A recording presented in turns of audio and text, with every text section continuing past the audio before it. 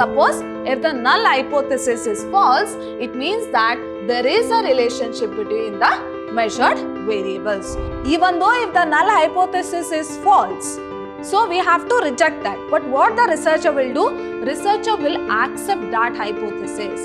That is known as what? Type 2 error. So if there are more than one probabilities in the hypothesis, the function of acceptance or rejection will be difficult.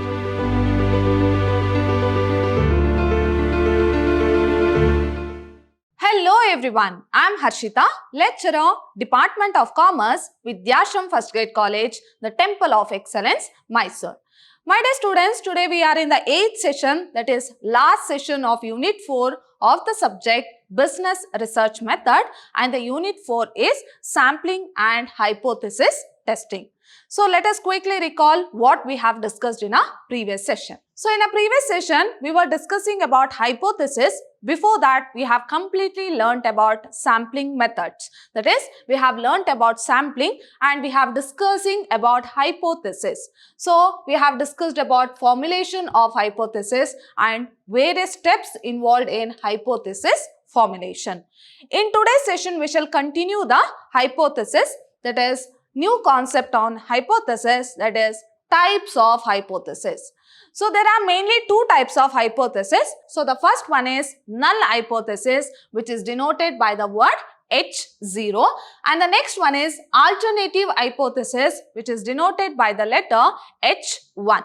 So these are the two main types of hypothesis. So let us discuss in detail what is null hypothesis and what is alternative hypothesis. Now coming to null hypothesis, which is denoted by the word or letter, that is H0. Now let us see what is this null hypothesis. The hypothesis reveals that there is no relationship between the variables. That is, there is no relationship between dependent as well as independent variable. So those hypotheses are known as null hypothesis. So this word you have to remember, there is no relationship. There is no relationship between independent variable as well as dependent variable. Of course, in hypothesis, the researcher has to identify the variables, correct? So which are the variables? That is independent as well as dependent variable. Then what is null hypothesis? If there is no relationship between these two variables, that is dependent and independent variable, they are termed as what? Null hypothesis.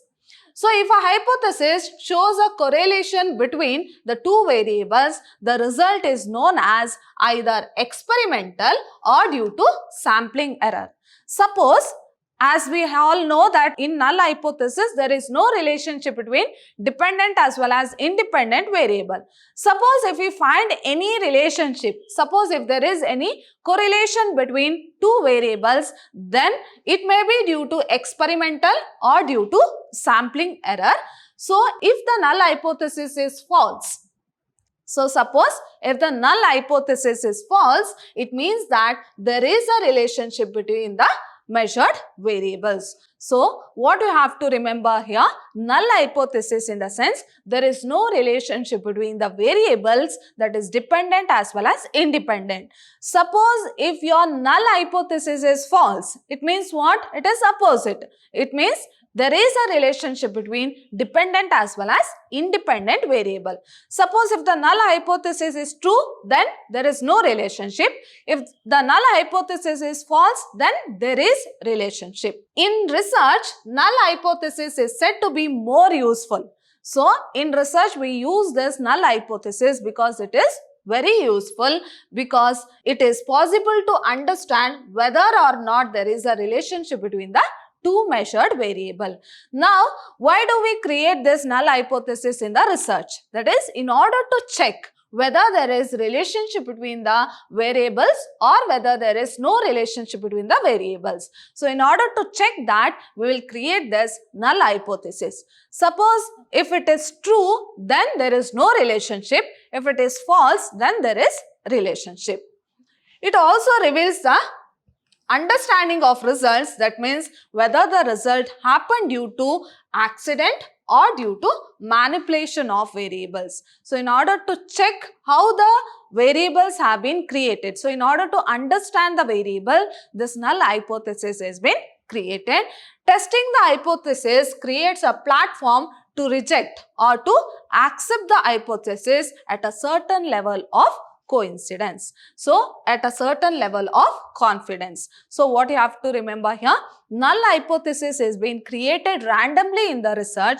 The main intention of creating null hypothesis is to do the further study. Suppose if the null hypothesis is false, it means that there is no relationship. If it is true, then there is relationship between the variable. So in order to check those relationship, null hypothesis will be created. So rejecting a null hypothesis would provide an appropriate platform for further experimentation to see if there is a relationship between the two variables. Suppose if the null hypothesis has been rejected, which means that the null hypothesis is false, which tells that there is a relationship between the variables, which ultimately leads to further experimentation to check whether actually there is a relationship between the variables or not.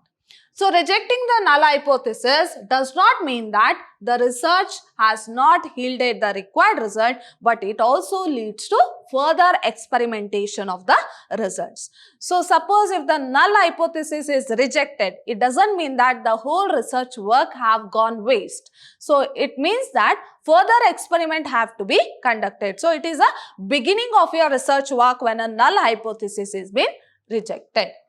The null hypothesis is written in HO. So as I have already told you, it is denoted by the Greek word HO, symbol to distinguish it from other type of assumptions. So in order to, so hypothesis is nothing but assumptions.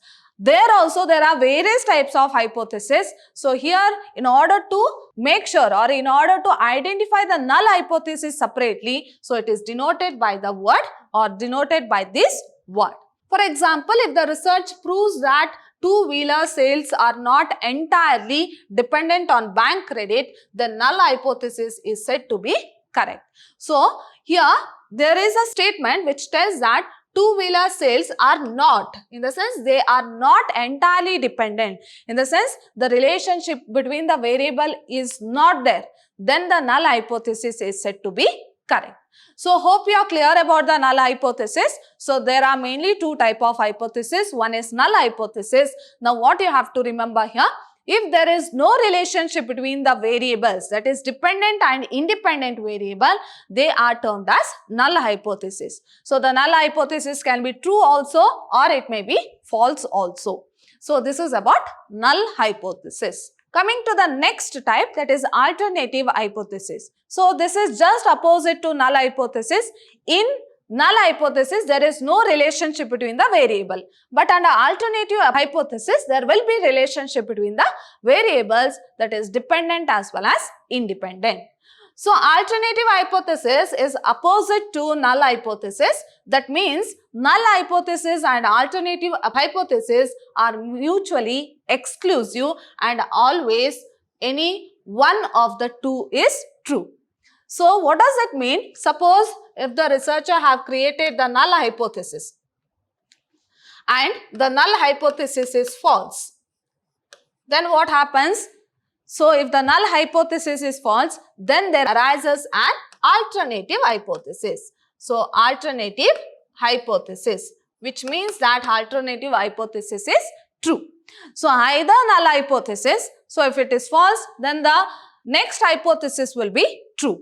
So it is mutually exclusive in nature, where alternative hypothesis is opposite to null hypothesis. So alternative hypothesis is opposite to null hypothesis. Either null hypothesis, if not null hypothesis, then the other hypothesis should be alternative hypothesis. So alternative hypothesis is expressed by the symbol H1. So it is expressed by the symbol H1 or HA. And alternative hypothesis in hypothesis testing is an alternative statement that the researcher is going to test. So if the researcher tests the null hypothesis and he finds that it is false, then the next thing he has to do is to go for alternative hypothesis. So this proves to be true from the point of researcher and ultimately reject the null hypothesis. Only after rejecting the null hypothesis, he will get the alternative hypothesis. Suppose he accepts the null hypothesis, then no need of alternative hypothesis. It means null hypothesis is true, then he is going to continue with that null hypothesis only. So, if the null hypothesis is false, then he comes for alternative hypothesis. So, alternative hypothesis will be created only when the null hypothesis is rejected. The researchers has to estimate the difference between two or more variables in this hypothesis. For example, the bank loan extension does not influence on the increase of sales of motor car is an alternative hypothesis. So, here null hypothesis was it proves. So, if the researcher proves that two-wheeler sales are not entirely dependent on bank credit. So, this is null hypothesis, whereas coming to alternative hypothesis, the bank loan extension does not. So, if it extends, then it does not influence on the increase of sales volume of two-wheeler. So, that is alternative hypothesis. So, what you have to remember here, alternative hypothesis is opposite to null hypothesis. If the null hypothesis is rejected, then only alternative hypothesis will be taken into consideration. If null hypothesis is accepted, then no need of alternative hypothesis. So, hope you are clear with type of hypothesis. Now, coming to the next concept, let us see what are the errors in hypothesis testing. So, there are mainly two types of errors here while testing the numerical hypothesis, that is type 1 error as well as type 2 error. So, there are two types of errors in hypothesis testing. One is type 1 error, other one is type 2 error. So, let us see individually what is this type 1 error and type 2 error. So, coming to type 1 error, so in the numerical hypothesis, so this type 1 error and type 2 error is applied for numerical hypothesis.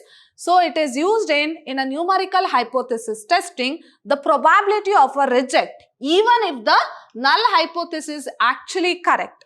So, what did I tell? So, what is the main intention of alternative hypothesis? If the null hypothesis is rejected, then alternative hypothesis will be taken into consideration. But what do you mean by type 1 error?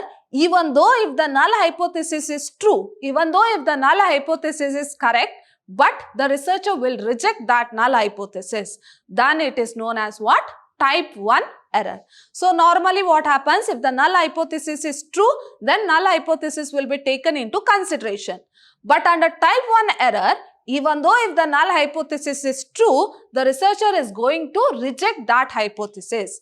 Then it is known as what? Type 1 error. So, in the numerical hypothesis testing, the probability of a reject, even if the null hypothesis is actually correct, it is called as type 1 error. Hope you are clear about it. So, even though if the null hypothesis is true, but the researcher is going to reject that hypothesis, then it is type 1 error. The probability of such an error is called as alpha. So, it is called as what? Alpha. So, rejecting the true null hypothesis is called as alpha and is denoted by the symbol. So, this is the alpha symbol or significance level. So, it is also called as what? Significance level. It depends on how much risk a researcher receives to refuse the real hypothesis. So, it denotes how much risk which is being taken by the researcher to refuse that hypothesis, refuse the null hypothesis. The most common level are 0.05 and 0.01 with 95% and 99%. So, the most common risk which is taken by the researcher in order to reject the hypothesis is 0.05 and 0.01, which means 95% and 99% believable coefficient respectively. So, these are the coefficients they have given in terms of percentage. So, if the researcher has more faith in the test, the alpha he uses will be lower. Suppose if he wants to reject the null hypothesis, Even though if it is true, he should have that much confidence. Then only he will reject the null hypothesis. And it is, so he uses with the alpha will be used very low. So alpha, that is probability, first type of error, that is type 1 error, that is equal to probability rejection of null hypothesis, or HA is true. HA means what? Alternative hypothesis. So HA means alternative hypothesis. So if he wants to reject the null hypothesis, he should have that much confidence that alternative hypothesis is true. So this is type 1 error. Now coming to type 2 error. So let us see what is this type 2 error. So type 1 error you have already understood. Under type 1 error, even though if the null hypothesis is true, the researcher is going to reject that hypothesis. That is type 1 error. Now coming to type 2 error. Type 2 error occurs when the researcher readily accepts the null hypothesis even though it is said to be false. Now what happens here? Normally when the null hypothesis is true, then the researcher will accept. But in the type 1 error, even though it is true, he rejects that hypothesis. That is type 1. But under type 2 error, even though if the null hypothesis is false, so we have to reject that. But what the researcher will do? Researcher will accept that hypothesis. That is known as what? Type 2 error. So type 2 error means what? If the null hypothesis is false and the researcher is ready to accept that hypothesis, then it is type 2 error. So, when a researcher readily accepts the null hypothesis, even though it is said to be false, then it is type 2 error. So, a null hypothesis, if it is false, it should be rejected by the researcher. So, normally what we'll do, if the null hypothesis is false, the researcher will reject that hypothesis. But if he accepts, if it is accepted, even though it is declared false, then it leads to commitment of type 2 error. Even though if it is false, then he accepts that hypothesis, then it is type 2 error. So type 2 error is indicated by the symbol called beta. So it is indicated by the symbol beta. So here beta means probability type 2 error, and probability admitting even if the null hypothesis is false. So this we have no. So we know about this. So beta indicates that even though if the null hypothesis is false, the researcher is readily accepting that hypothesis. Then it is type 2 error. So hope you are clear with the two types of errors in hypothesis. Now coming to the next concept, that is make hypothesis simple and precise.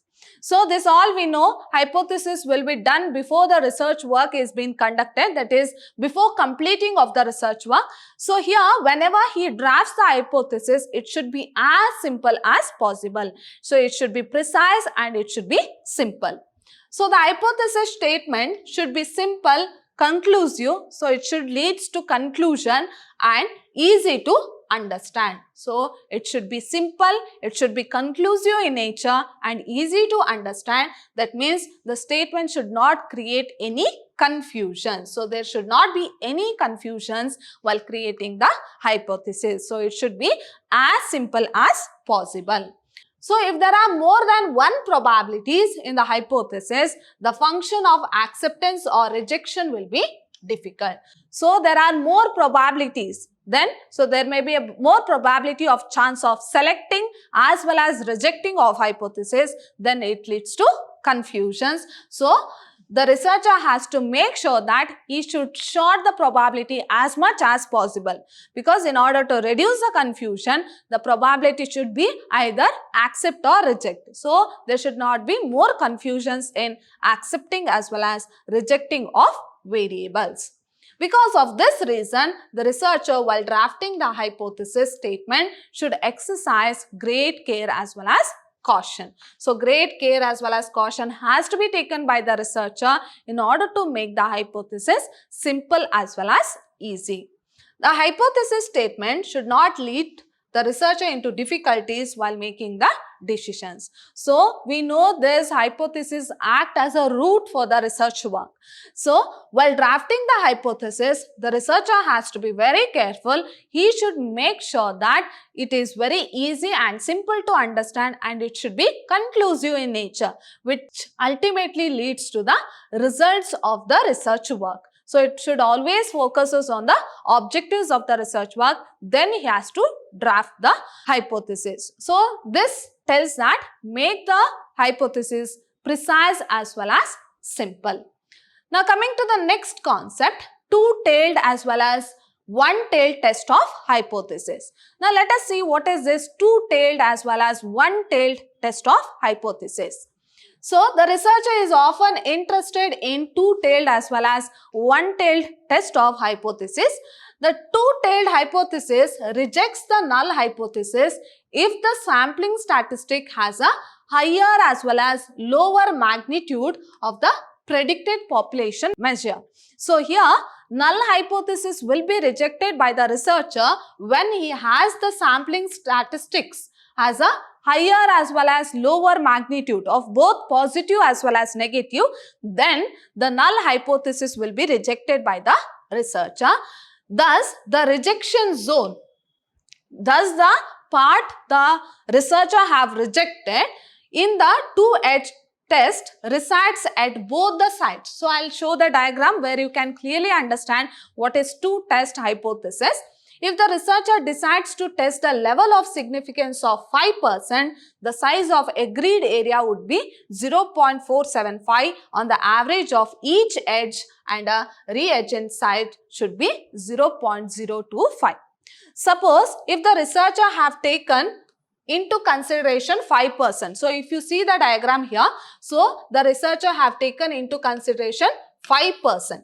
Then under two-tailed test of hypothesis, so this is negative side and this is positive side. Okay, so here this 5% will be divided both the side, that is both in negative side and both in positive side, which indicates, so this is the rejection zone. So here 0.25 and 0.25, that is this 5% is divided equally both the side, that is both on negative side and both on positive side, which is divided equally, which indicates rejection zone, and this area is called as what? Acceptance zone. So the acceptance zone is 0.475 and 0.475. So under two-tailed hypothesis, you have to remember here the rejection zone will be equally distributed both the side, that is both on negative side as well as on positive side. So this is about two-tailed test of hypothesis. Hope you are clear with this. So here if 5% is taken, so this 5% will be divided equally on both negative as well as positive side, which indicates rejection zone, and remaining will be acceptance zone. Now coming to one-tailed. So here we shall learn about one-tailed test of hypothesis. So if the researcher wants to reduce the fear of making the first type of error. Now what is first type of error? Even though if the null hypothesis is true, but the researcher is going to reject that hypothesis, that is type 1 error or first type of error. So if the researcher wants to reduce the fear of making the first type of error, that is even though it is true, he rejects the null hypothesis, he can try to reduce the size of the area. So this requires a hypothesis to be considered at 0.01 level of significance. This means that if the probability of dismissing the real hypothesis in 1%, then one can get 0.475 acceptance area. So significance level of acceptance at 0.01 level and rejection area is given in the below diagram. So let us see the diagram, then you can clearly understand. So what you have to remember here, that is under one-tailed error, so if 5% is taken, so it will not be equally distributed among both positive as well as negative side, but either it will be totally positive, that whole 5% will be totally positive, or whole 5% will be totally negative. So that is known as what? One-tailed error.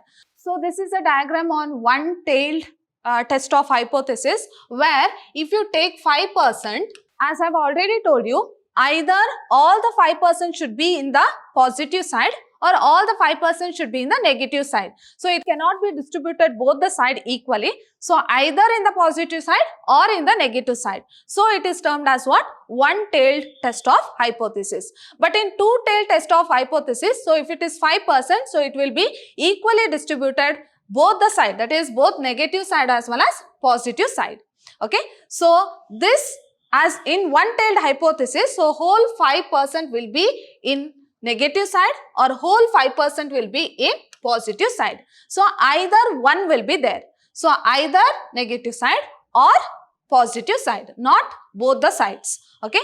So here I have shown on both the sides, but it should be either one side or that is it should be either in positive side or in negative side. But you can see the percentage here. So here I have taken whole 5%. It means that whole 5% in the negative side or whole 5% in the positive side. It will not be distributed equally. Okay. And this area is called as what? Same as acceptance zone. So this area is called as acceptance zone.